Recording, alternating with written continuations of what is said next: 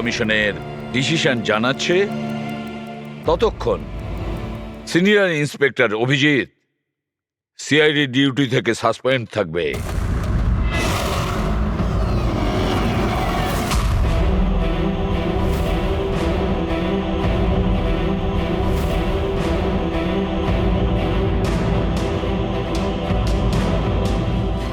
এক minute sir.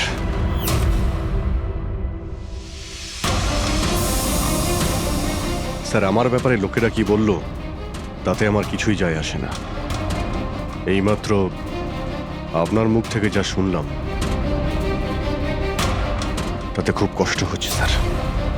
যা কিছু হয়েছিল আপনার সামনেই হয়েছিল, আপনি ওইখানে ছিলেন। আপনার বুকে হাত দিয়ে বলুন তো স্যার, আমি কি ইচ্ছে করে লোকটাকে মেরেছি? আর যদি আপনার উত্তর হ্যাঁ হয়, তাহলে আমি আদালতের সিদ্ধান্ত শোনার আগেই নিজে গিয়ে ফাঁসি কাটে ঝুলে পড়বো স্যার। অভিজিৎ, রিল্যাক্স। না দয়া, অনেক হয়েছে। এরকম অনেকবারই হয়েছে। অনেক সময় দেখেছি কিছু মানুষেরা আমাদের উপরে অপবাদ দেয়, আর স্যার আমাদের পক্ষে থাকার বদলে আমাদের সাসপেন্ড করে দেন। আর আপনারা বড় বড় কথা বলছিলেন মানবাধিকারের। কি বলছিলেন আপনি? আমাদের হাত থেকে বন্দুক নিয়ে নেওয়া উচিত। আজ আপনারা বাড়িতে সুরক্ষিত হয়ে যে হোলি আর দীপাবলি কাটাতে পারেন, সেটা সেই কারণে কারণ আমাদের হাতে বন্দুক রয়েছে। সারা রাত ধরে আমরা জাগি যাতে আপনারা নিশ্চিন্তে ঘুমোতে পারেন।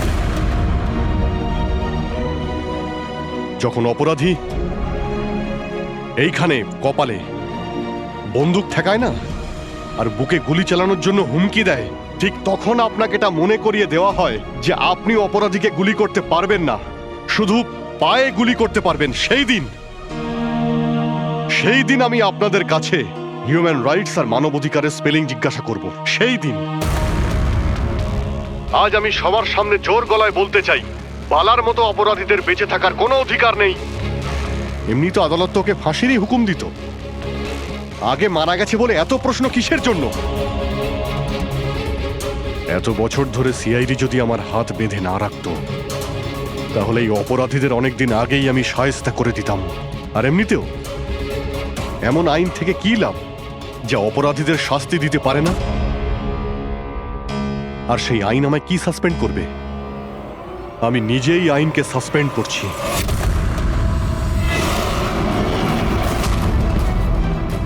মনে সাহস আর পকেটে রেজিগনেশন নিয়ে আমি সবসময় করি।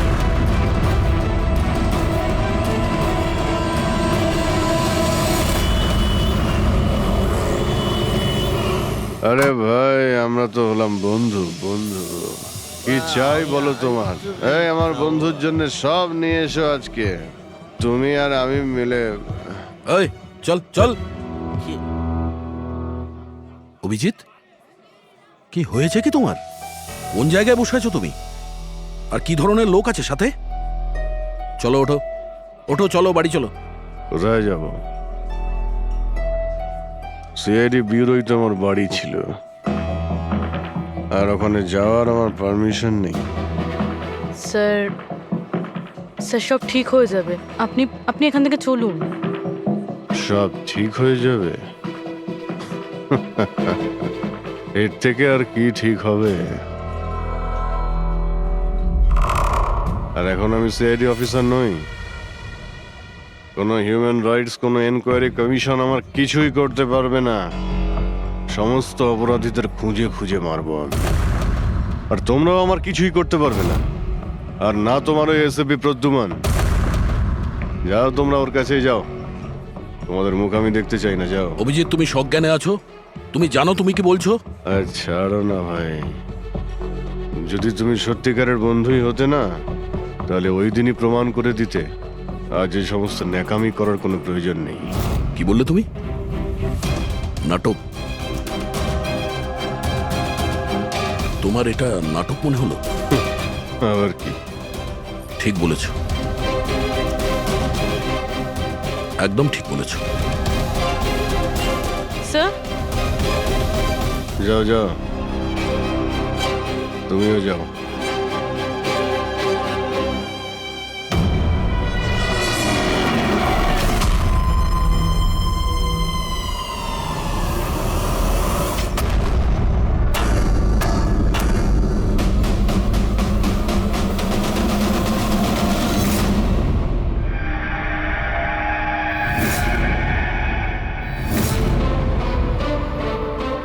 এই কে এখানে? আমার চোখ কেন বেঁধে রেখেছো? বলো আমাকে, কোথায় নিয়ে এসছো আমাকে? কে তোমরা? এই বলো আমাকে।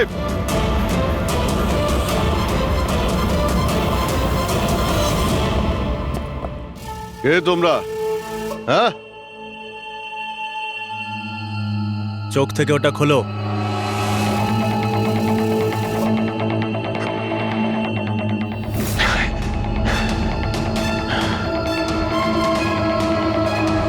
তোমরা জানো কাকে কিডন্যাপ করেছো? একজন সিআইডি অফিসারকে। অভিজিৎ, তুমি আর এখন কোনো সিআইডি অফিসার নও। Senior inspector Abhijit CID duty থেকে সাসপেন্ড থাকবে। ভয় পেও না, আমাদের থেকে তোমার কোনো ভয় নেই। আমাদেরকে নিজের বন্ধু ভাবতে পারো। বন্ধু?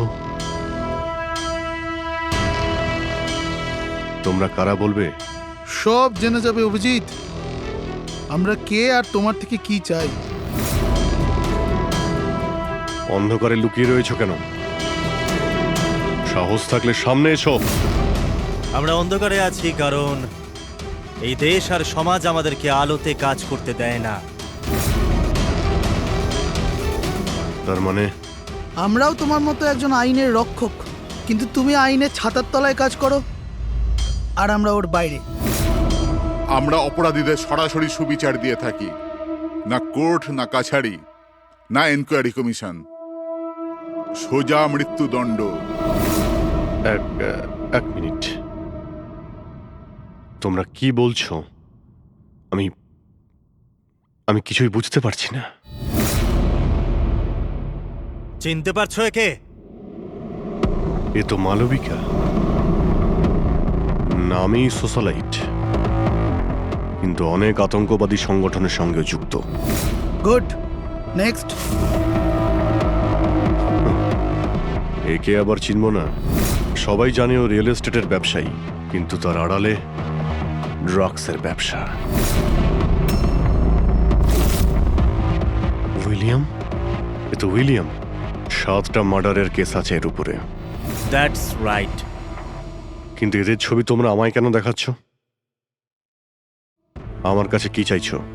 বলবো, প্রথমে তুমি এটা বলো যে যদি তুমি এটা জানতে পারো যে এই অপরাধীদের আইন কখনোই সাজা দিতে পারবে না, তখন তুমি কি করবে? যদি এরা কখনো শাস্তি না পায় তো?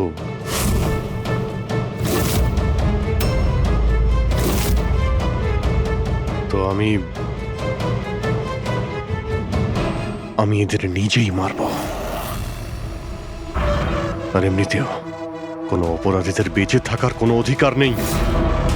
সবাইকে পিষে মেরে ফেলা উচিত, সবাইকে। Very good. তোমার ভেতরে এই রকমই উদ্যম আর সাহস দেখতে চেয়েছিলাম আমরা। আমি তোমার যন্ত্রণা বুঝতে পারি অভিজিৎ। যদি বালা ভুল করে মরেও যায় তাতে কি আর হবে? ছিল তো ও একটা অপরাধী, না? এবার তুমিই বলো অভিজিৎ, এত বছরের চাকরির এই যে পুরস্কার পেয়েছো তুমি, এটা কি ঠিক? এদের মতো অফিসারদের জন্যই আইনের নাম খারাপ হচ্ছে দেশে। আর মানবাধিকারকে মুছড়ে রেখে দেয় এই সব আইন রক্ষকরা। হাতে বন্দুক কি শক্তি এসে যায়? এনাদের মনে হয় কি যা খুশি তাই করবে। না, এটা একদমই ঠিক নয়।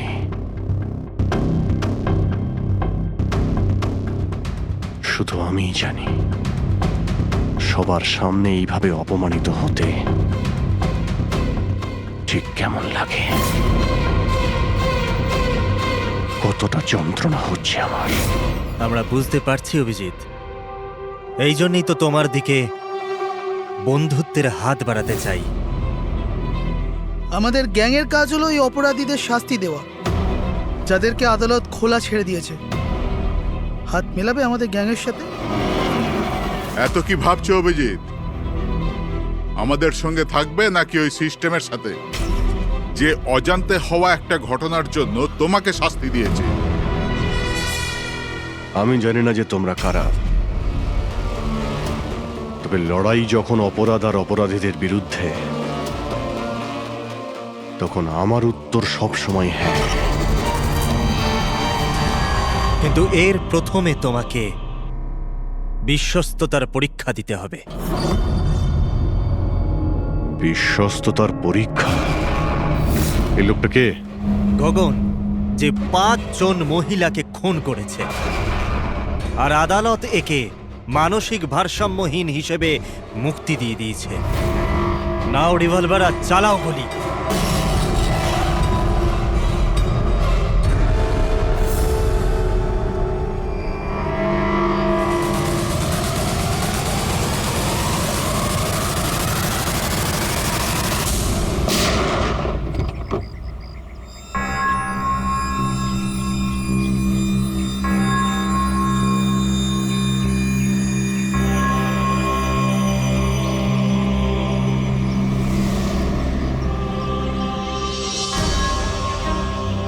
আমাদের ফোনের অপেক্ষা করবেন। আর হ্যাঁ, যা আপনার অসুবিধা হলো না, ওর জন্য সরি। আর একটা কথা মাথায় রাখবেন, ফোন সবসময় নিজের সাথে রাখবেন। যদি বাথরুম যেতে হয় তবেও।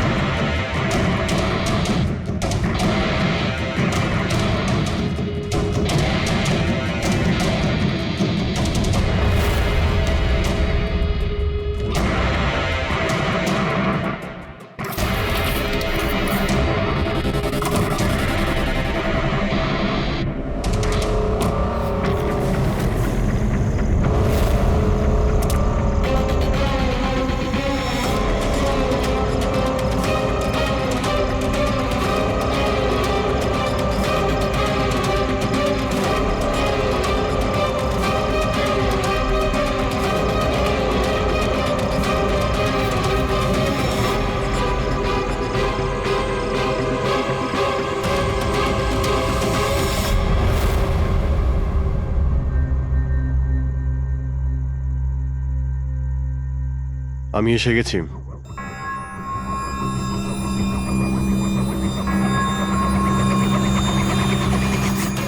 আমাদের সন্দেহই ঠিক। মানে যে গল্পটা আমরা ফেদেছিলাম সেটা বিশ্বাস করেছে ওরা। এটা তো হওয়ারই ছিল। যে জালে ওরা ফেসেছে সেটার প্ল্যান আমরা 1 মাস আগেই করেছিলাম। তবে স্যার, এত নামী অপরাধীদের একের পর এক খুন হওয়া, এটা কোনো কোইন্সিডেন্স হতে পারে না। স্যার, এই সমস্ত অপরাধীদের নতুন শত্রু কে এসছে? সেটাই তো আমি ভাবছি দয়া। এই 5 জনের একটা শত্রু থাকবে সেটা সম্ভব নয়। কিন্তু স্যার, আলাদা আলাদা থাকলে তারা একসাথে হামলা করলো কিভাবে? পুরোপুরি লোকগুলো আলাদা হতে পারে, কিন্তু গ্যাং একটাই, মোটিভও একটাই, খারাপ মানুষগুলোকে শেষ করা। কিন্তু আইনকে নিজের হাতে নিয়ে আলাদা আলাদা শহরে আলাদা আলাদা সময় খুন করা, এত লম্বা প্ল্যানিং কেউ একা করতে পারবে না। একদম ঠিক বলছো অভিজিৎ। মনে হয় তুমি কিছু পেয়েছো। হ্যাঁ হ্যাঁ বস। কি বস, এটা একজন খুনির কাজ নয়, কারণ বেশিরভাগ ক্ষেত্রে এক একজন খুনির খুন করার পদ্ধতিটা নিজেদের পছন্দ মতো, কিন্তু এক্ষেত্রে সেটা হয়নি। এই দেখো, একে গুলি করা হয়েছে, গুলি অনেক দূর থেকে করা হয়েছে, কিন্তু সেটা সোজা এসে হার্টে বিঁধেছে, 1 ইঞ্চিও এদিক ওদিক নয়। আর একটা, একে মার্শাল আর্টের একটা বিশেষ পদ্ধতি দিয়ে মারা হয়েছে, খুবই বিপজ্জনক। একটা আঘাতেই শেষ। আর এই তৃতীয় মার্ডার? এই তৃতীয় ব্যক্তিকে বিষ দিয়ে হত্যা করা হয়েছে। একটা ছোঁচলো জিনিস দিয়ে বিষটা ইনজেক্ট করা হয়েছে সোজা আর্টারিতে। বিষটা খুব তাড়াতাড়ি রক্তে মিশেছে আর স্পট ডেড। তাহলে তৃতীয় মার্ডারটাও কোনো এক্সপার্টই করেছে স্যার? হ্যাঁ অভিজিৎ, প্রথম শার্প শুটার, দ্বিতীয় মার্শাল এক্সপার্ট, আর তৃতীয় জন খুব ভালো করে ইঞ্জেকশন দিতে জানে। তারা যারাই হোক, মানুষকে বিশেষভাবে মারার প্রশিক্ষণ প্রাপ্ত এরা, যেমন কোনো স্পেশাল এজেন্ট। আর হতে পারে এই গ্যাংয়ে এই ধরনের চিন্তাভাবনা করার মতো আরো লোক আছে, যারা এই সমাজ থেকে অপরাধীদের সরিয়ে দিতে চায়। স্যার, যদি ওরা এত এক্সপার্ট হয়ে থাকে, তাহলে না ওরা কোনো প্রমাণ রাখবে, না কোনো সূত্র। ওদেরকে ধরবো কিভাবে? লোহাই লোহাকে কাটতে পারে পুরবী। এদের গ্যাংকে ধরার একটাই রাস্তা আছে, বালার মৃত্যুর নাটক। সবকিছু প্ল্যান অনুযায়ী হচ্ছিল স্যার।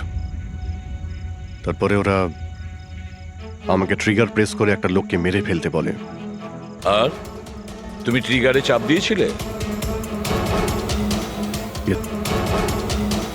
Yes sir. এসব কি হচ্ছে? হ্যাঁ, বলেছিলাম না আমরা, তোমার পরীক্ষা নেওয়া হবে এটা দেখার জন্য যে তুমি এই কাজটাকে পরিণতি দিতে পারবে নাকি। আমায় কাকে মারতে হবে? এমন একজন মানুষ যে মানুষ বলার যোগ্যতা হারিয়েছে, দেশের উত্তরের রাজ্যগুলোতে ড্রাগসের ব্যবসা করে, আর জানি না এর জন্য কত যুবক নিজের জীবন বরবাদ করে দিয়েছে। তার নাম? নিজেকেও অনেক বড় বিজনেসম্যান মনে করে, কিন্তু ড্রাগ ডিলিং করাই হলো ওর আসল কাজ। একবার যদি ও শহরে ফিরে আসে, ব্যাস তারপরে ওর কাজ শেষ। নাম? নামে কি এসে যায়? গুলি মারবার ঠিক 1 ঘন্টা আগে তোমাকে বলে দেওয়া হবে যে কবে আর কোথায় গুলি চালাতে হবে। ট্রিগার কি করে টিপে দিলে? ওর যদি কিছু হয়ে যেত, মারা যেত তো? না দয়া, কিছুই হতো না। ওই বন্দুকটা হাতে নিয়ে আমি বুঝতে পেরেছিলাম ওই বন্দুকের মধ্যে কোনো গুলি ছিল না। অভিজিৎ, ওদের সাথে এমন ভাবে মিশে যাও যেন তোমাকে সন্দেহ না করতে পারে। এটাই হলো রাস্তা ওদের কাছে পৌঁছানোর। কিন্তু ওরা বড় ধরনের কিছু করে ফেলার আগে যদি আমরা ওদের আড্ডাতে পৌঁছে যাই ওদের গ্রেপ্তার করার জন্য। কিন্তু ওদের আড্ডায় পৌঁছাবো কি করে? তোমার চোখে তো পট্টি বাঁধা থাকে। চোখ বাঁধা ছিল, কিন্তু দয়া, ওদের আড্ডা থেকে বাড়ি পৌঁছানো পর্যন্ত আমি রাস্তাগুলো ভালো করে ফিল করেছি। আর যা কিছু আমার মনে হয়েছিল সব পেন ড্রাইভে রেকর্ড করেছি। এগুলো আমার জামা কাপড় আর জুতো। যদি এর থেকে কিছু সাহায্য পাওয়া যায় ওদের আড্ডায় পৌঁছানোর জন্য। স্যার, যা করতে হবে তাড়াতাড়ি করতে হবে। যে কোনো সময় আমার কাছে ফোন আসতে পারে ওই ড্রাগ ডিলারকে মারার জন্য। আর আমি এই ধরনের কাজ করতে চাই না যার পারমিশন আইন আমাকে দেয় না। যতক্ষণ আইন না বলছে আমরা কাউকে মেরে ফেলতে পারি না, সে কোনো বড় অপরাধী হলেও।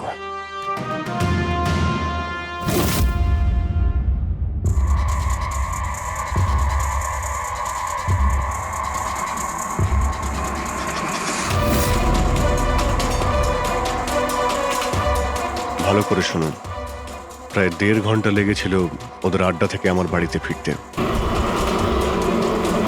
গাড়ির স্পিড 60-এর উপরে যায়নি। 15 মিনিট গাড়ি ট্রাফিক জ্যামে আটকে ছিল। 10-15, আর ঠিক ওই সময় কাউকে শ্মশানে নিয়ে যাওয়া হচ্ছিল। আর হ্যাঁ, যখন আমি আড্ডা থেকে বেরিয়েছিলাম তখন ওখানে কোনো মন্দিরে আরতি হচ্ছিল যা মাইকে বাজছিল। প্রায় সব মিলিয়ে 6টা সিগন্যালে গাড়ি দাঁড়িয়েছিল, আর প্রায় 5টা ফ্লাইওভার ছিল। প্রত্যেকটা ফ্লাইওভার ক্রস করতে 40 থেকে 50 সেকেন্ড লেগেছিল। রেলওয়ে স্টেশন, একটা ফ্লাইওভারের নিচে রেলওয়ে স্টেশন ছিল যেখানে ট্রেনের অ্যানাউন্সমেন্ট হচ্ছিল।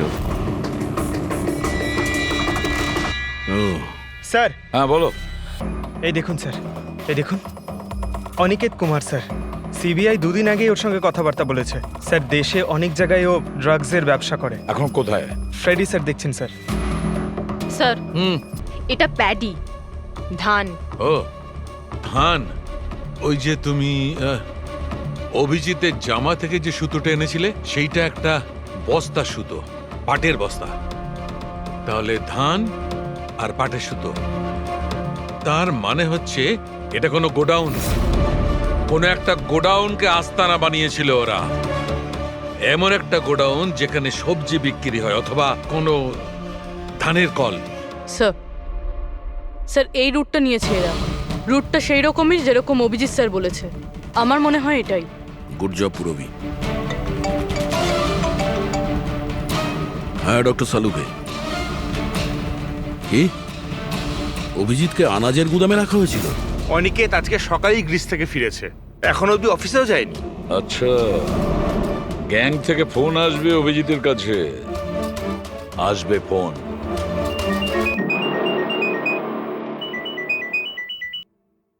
হ্যালো। আপনার জন্য একটা সুখবর আছে অভিজিৎ স্যার। যে সময়ের আপনি অপেক্ষা করছিলেন সেটা এসে গেছে। আজকের এই শুভ দিনে এক অপরাধী শাস্তি পাবে। ঠিক 1.5 ঘন্টা পরে একটা কালো রঙের গাড়ি আসবে আপনার কাছে, আর বলে দেওয়া হবে আপনি কার ওপর আর কখন গুলি চালাবেন। হ্যাঁ, কিন্তু রাইফেল কোনটা? তাতে কি যায় আসে রাইফেল কোনটা? আপনাকে তো সিআইডি ট্রেনিং এ সব ধরনের ট্রেনিং দেওয়া হয়েছে, তাই না? হ্যাঁ, আমাকে সব ধরনের ট্রেনিং দেওয়া হয়েছে, কিন্তু আমার কাছে একটাই চান্স গুলি চালানোর। যদি আমি জানতে পারি বন্দুকটা কোন ধরনের, তো একটু সহজ হবে। RS 451। ওকে, RS 451।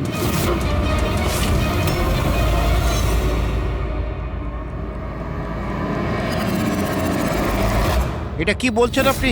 আমার মৃত্যুর ভয় রয়েছে? তাহলে আমি যাবই না কোথাও, ঘরের মধ্যেই লুকিয়ে বসে থাকবো। আমি সমস্ত মিটিং ক্যান্সেল। অনিকেত, বাড়িতে লুকিয়ে থাকলে কোনো লাভ হবে না। ওরা প্ল্যান করে বসে আছে তোমাকে মারার জন্য। ওরা তোমাকে মেরেই ফেলবে। আপনারা কিছু করুন না, আপনারা সিআইডির লোক, বাঁচান আমাকে। বাঁচাবো আমরা তোমাকে। আর এবার গুলি আমাদের অফিসার তোমাকে করবে। তোমার জামার ভেতরে একটা বুলেট প্রুফ জ্যাকেট থাকবে আর কিছু রক্তের প্যাকেট। কিন্তু স্যার, লক্ষ্য এদিক ওদিক হয়ে গেলে যদি গুলি মাথায় লেগে যেত? কিচ্ছু হবে না, কারণ গুলিটাও নকল থাকবে। আর হ্যাঁ, তুমি তোমার কর্মফল ভোগ করবে। তোমাকে শো করে ওই মাস্টার মাইন্ডকে আমরা আগে ধরবো। এবারে বলো, মিটিং এর জন্য কোথায় যাচ্ছিলে তুমি? পরের মিটিং 1 ঘন্টার মধ্যেই হবে। এই মলের বাইরে একটা লঞ্চে হবে। মলের বাইরে? হ্যালো, আমার মনে হচ্ছে মিশনটা ক্যান্সেল করতে হবে। কিন্তু কেন? বালা বেঁচে আছে।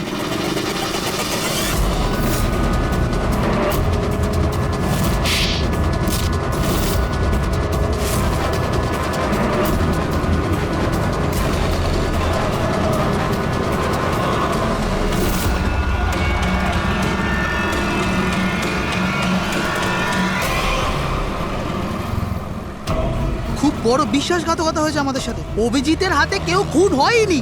প্ল্যান ক্যান্সেল করব না আমরা।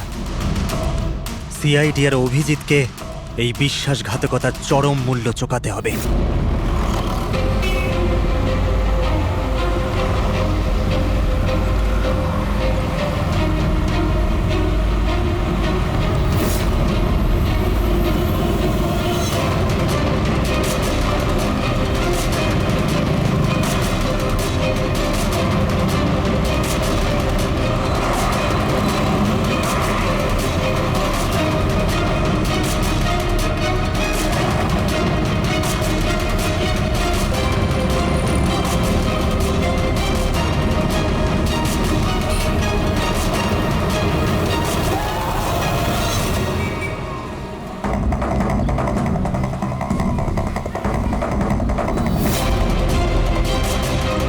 এখানে ওই লোকটা আসতে চলেছে।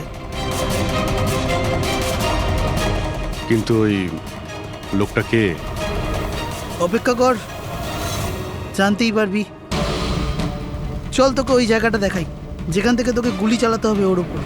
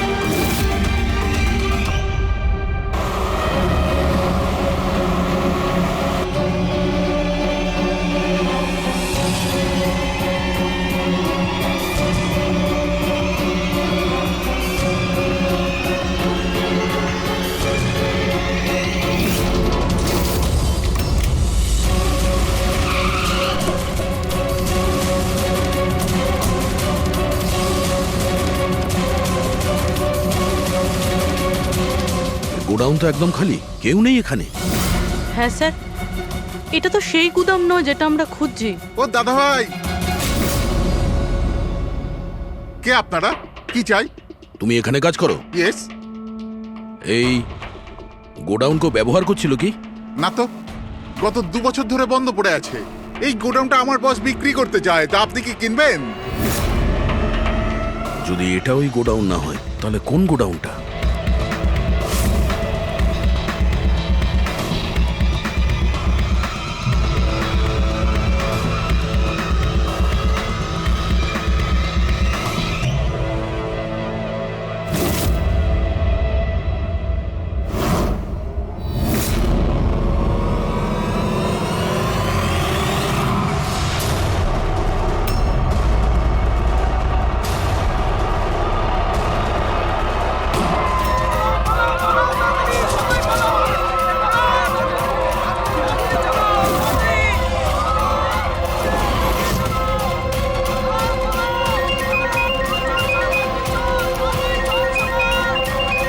হ্যালো। অভিনন্দন অভিজিৎ, তোমার সাফল্যের জন্য। Aniket is finished. এবার দেখা করে অভিনন্দন জানাবো তোমাকে। ঠিক আছে, আসছি আমি।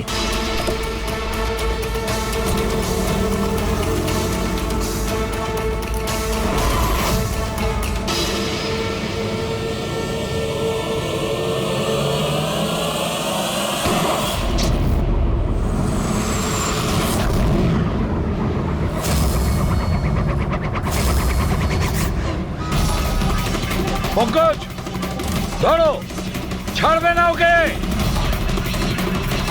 ও নো স্যার। কি হয়েছে? স্যার, আমি একটা ভুল করে ফেলেছি। ওই তিলকনগরের গুদামটা মিস করেছি। স্যার এই দেখুন স্যার, ওখানেও একটা মন্দির আছে, শ্মশান আছে, ফ্লাইওভার আছে আর রেলওয়ে ট্র্যাক। আচ্ছা, ওই গোডাউনটা না তো? কত দূর এখান থেকে? স্যার, ট্রাফিক জ্যাম নিয়ে 40-45 মিনিট লাগবে। স্যার, অপরাধীরা জানতো আমাদের প্ল্যানটা। অভিজিৎ স্যারের নকল গুলি চালাবার কথা। অভিজিতের সামনে বিপদ, দয়াকে ফোন করতে হবে। দয়া, দেখো অনিকেতকে কেউ গুলি করেছে, আসল গুলি। হ্যাঁ, অভিজিতের সামনে বিপদ। ওদের আড্ডা জানতে পেরেছো? না স্যার, খুঁজছি। তাড়াতাড়ি তাড়াতাড়ি দয়া, আমাদের হাতে টাইম নেই।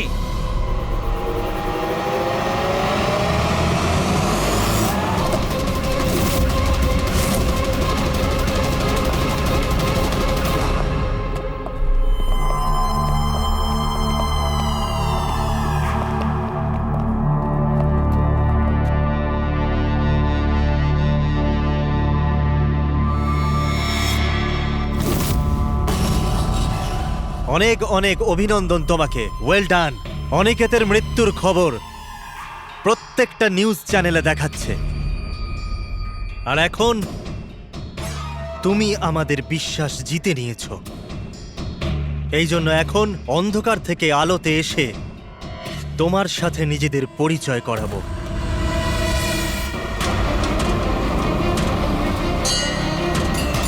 এই মন্দিরটা।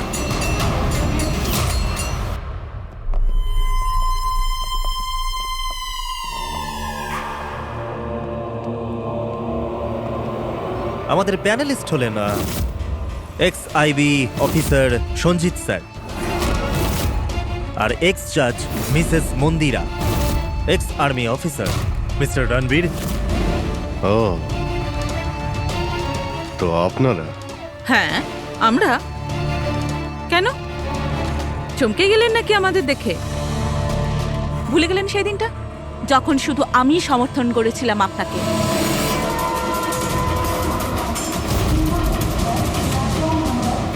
এই হচ্ছে রেলওয়ে স্টেশন।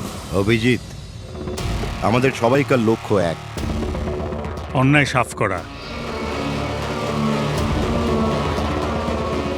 কিন্তু আপনাদের চতুর্থ সঙ্গী, ওনার কি হয়েছে? উনি কেন সামনে আসছেন না?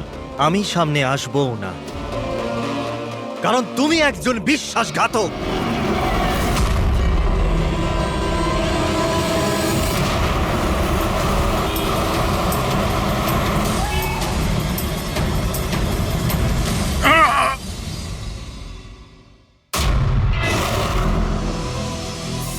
বালা বেঁচে আছে? হ্যাঁ এ বেঁচে আছে, কারণ এই সব কিছু সিআইডির প্ল্যান মাফিক কাজ ছিল আমাদের ফাঁসানোর জন্য। আর এই হচ্ছে শ্মশান ঘাট। আর অনিকেত? সেও নিশ্চয়ই জীবিত আছে, নিশ্চয়ই এই অভিজিৎকে নকল গুলি মেরেছে।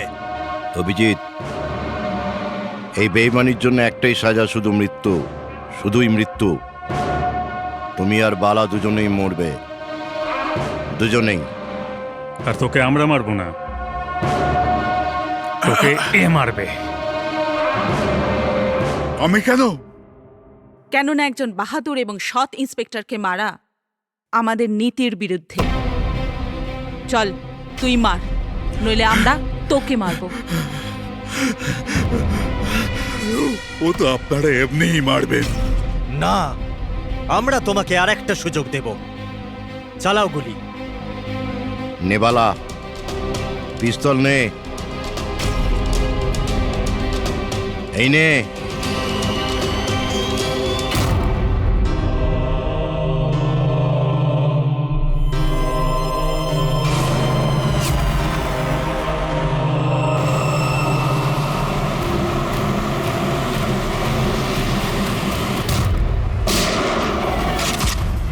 কেউ পালাবে না। চল। আমি আপনাদের হোস্ট অভয় কুমার। আমরা যা করেছি তাতে আমাদের কোনো আফসোস নেই। আমরা তো দেশের জন্য কিছু করতে চেয়েছিলাম, যেরকম আপনারা করে থাকেন। দেশের জন্য কিছু করা তো গর্বের বিষয়, কিন্তু তোমরা যে পথ বেছে নিয়েছো সেটা ভুল পথ, আইনের বিরুদ্ধে। তাহলে আইনই বা কোথায় 100% পারফেক্ট? এটা তো সেই আইনই যেটা থাকা সত্ত্বেও এত অপরাধী সমাজে মুক্ত হয়ে ঘুরছে। ওই অনিকেতকেও আপনি বাঁচিয়ে নিয়েছেন, তাই না? হ্যাঁ, অনিকেতকে আমরাই বাঁচিয়েছি, শুধু গুলি থেকে, আইন থেকে নয়, বুঝেছেন? আর যদি পারফেকশনের কথাই বলেন তো 100% পারফেক্ট কিছুই হয় না, সেটা করতে হয়। আপনাদের এই চিন্তা ভাবনা কি পারফেক্ট? এর কোন গ্যারান্টি আছে যে এই সব কিছু করার সময় তোমরা শুধু অপরাধীদেরই মেরেছ, নির্দোষ কাউকে নয়? আর সেই আদালতের কাছে নিজের অভিযোগ জানিও, সেই আদালতকে যাকে তোমরা অশ্রদ্ধা করতে, আর সেই আদালতই তোমাদেরকে সংশোধন করবে। তারপরেই তোমরা বুঝবে যে দেশের আইনের মর্যাদা কিভাবে দিতে হয়। কেসটা খুবই জটিল ছিল স্যার। হ্যাঁ, আবার অপরাধীও ধরা পড়েছে। আরো একটা কেস ক্লোজ। তোমরা কি বাড়ি যাবে না নাকি? কিন্তু এখনো একজন অপরাধীকে ধরতে বাকি আছে। কি দয়া? Hello CID. কে আপনারা? কি চাই এখানে? আমি বিক্রম, ক্রাইম টিম থেকে। আমাকে এখানকার তল্লাশি নিতে হবে। এই হলো সার্চ ওয়ারেন্ট। তল্লাশি?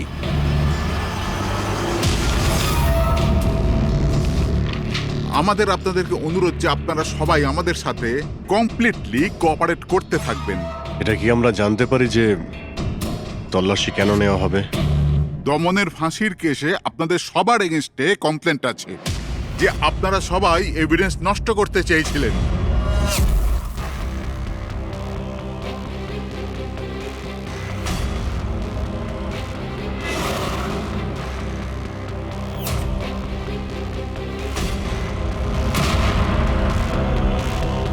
তল্লাশি শুরু করো। আপনাদের সবার ফোন রেকর্ড চেক করা হচ্ছে, আর আপনাদের সবার উপরে কড়া নজর থাকবে।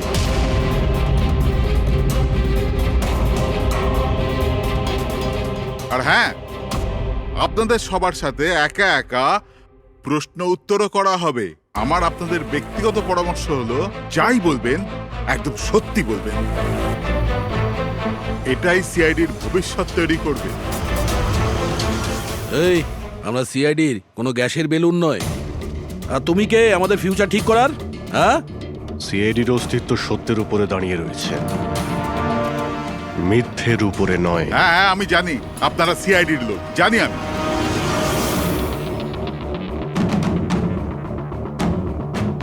কিন্তু আপনারা যেই হন, আইনের ওপরে কিন্তু নয়। আর এখন সময় চলে এসেছে আপনাদের আইনটা মনে করা দরকার।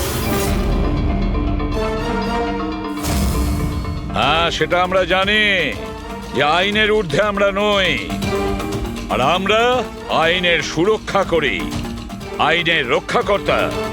আমরা সিআইডি, আর গর্ব করে আমরা বলি আমরা সিআইডি অফিসার। আর আমাদের প্রতিটা রক্তের বিন্দু, প্রত্যেকটা ফোঁটা সিআইডি দেশের জন্য সমর্পণ করছে।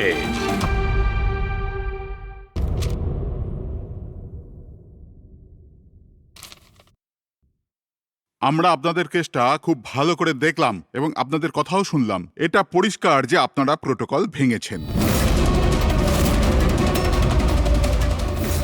এর আগে যে আমরা কোনো সিদ্ধান্ত নেই, যদি আপনি আপনার পক্ষ নিয়ে কিছু বলতে চান তো বলতে পারেন। আপনারা যখন স্থির করেই নিয়েছেন যে আমরা প্রোটোকল ভেঙেছি, তাহলে বাকি থাকলো কি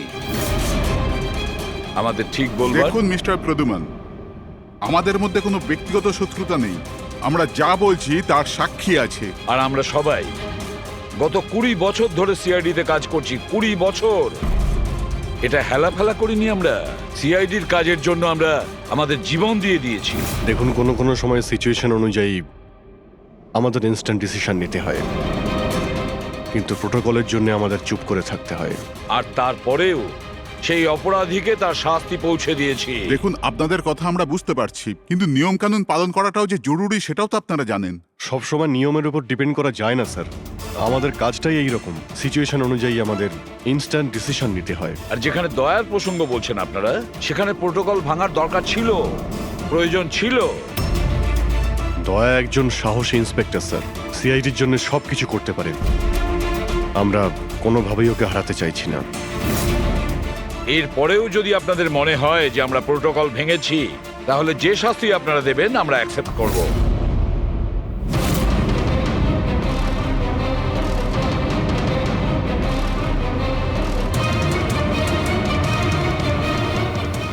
দেখুন, আমরা আপনাদের কথা মেনে নিচ্ছি, কিন্তু নিয়ম তো আপনারা ভেঙেছেন। আর নিয়ম তো ফলো করার জন্যই হয়, আপনারা তো আর আইনের থেকে ঊর্ধ্বে নয়। এই জন্য আমরা এই সিদ্ধান্ত নিয়েছি যে আপনাদের টিমটাকে ভাঙা হবে না, আপনারা কন্টিনিউ করতে পারেন। Thank you very much. কিন্তু আজ থেকে আপনাদেরকে মনিটর করা হবে। আপনাদের সমস্ত কেস একজন সুপারভাইজিং অফিসার মনিটর করবে, যাকে আমরা নিয়োগ করেছি।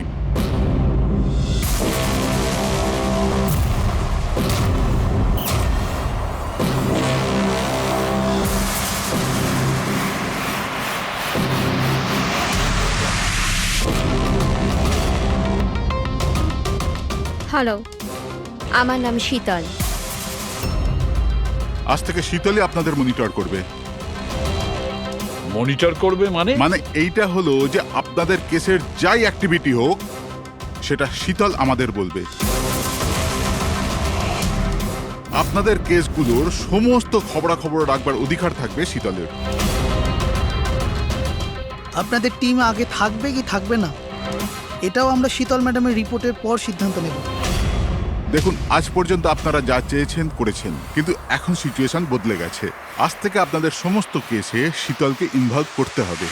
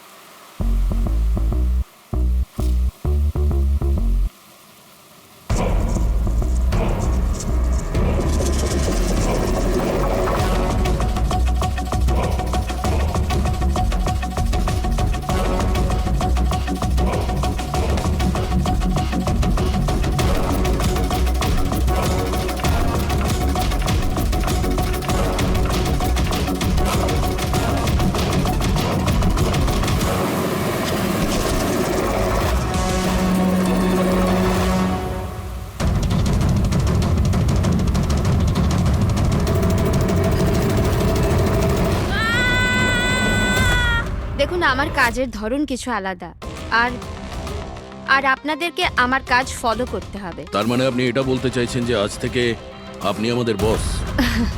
না না, I don't like the word boss. Boss বলা উচিত হবে না। দেখুন, আমি এখানে এসেছি আপনাদের কেসগুলো স্মুথলি হ্যান্ডেল করার জন্য। আর আমি চাইবো যে এখানে আমার ডিসিশনে ফাইনাল হবে। দেখুন প্লিজ, রাগ হওয়ার কোনো কারণই নেই, কারণ আমি শুধু অর্ডার্স ফলো করছি। ইনফ্যাক্ট আমার কাছে অর্ডার্স আছেও। আর এখানে পরিষ্কার লেখাই আছে যে আজকের পর যে কেসেরই আপনার ইনভেস্টিগেশনস করবেন ওটা আমার নজরের মধ্যে থাকবে।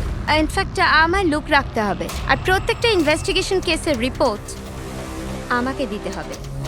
And that also includes forensic investigation. আর এখানে এটাও লেখা আছে যে কোনো সাসপেক্টের সাথে যে কোনো ফিজিক্যাল ভায়োলেন্স করার আগে